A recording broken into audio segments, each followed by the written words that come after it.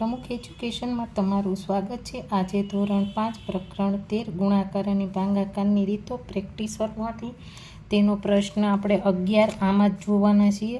નીચેના દરેક પ્રશ્નના જવાબ માટે આપેલા વિકલ્પમાંથી સાચો વિકલ્પ શોધીને તેનો ક્રમ અક્ષર પ્રશ્નની સામે ચોરસમાં લખો। તો અહીંયા પહેલું 805 ગુણ્યા 25 તો એનું આવશે એ, બરાબર। તો અહીંયા આપણે એ।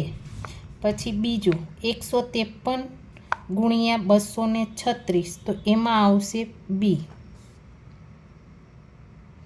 એટલે કે 36108। હવે 3 845 ગુણ્યા ખાલી જગ્યા બરાબર 1,04,780 છે। તો આમાં શું આવશે? તો કે આમાં ડી આવશે 124। હવે 4 2456 ગુણ્યા 15 બરાબર ખાલી જગ્યા, તો અહીંયા આપને મળશે સી।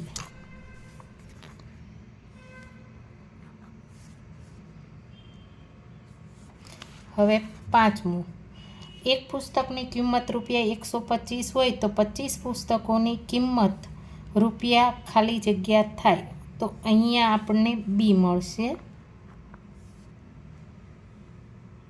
3125, બરાબર। હવે છઠ્ઠું, ₹675માં 15 સાબુ મળે તો એક સાબુની કિંમત રૂપિયા ખાલી જગ્યા થાય। આપણે પદ માંડીને પણ કરી શકીએ, એટલે મેં તમને શીખવાડ્યું હતું કેમ કરવાનું, તો એવી રીતના કરવા। તો અહીંયા આવશે આપને એ।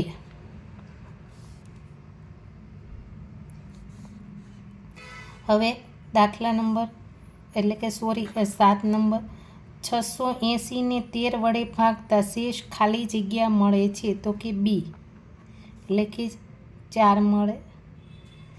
અને 2091 ભાગ્યા 17 બરાબર ખાલી જગ્યા, તો કે સી 123। અહીંયા આપણે સી લખવાનું।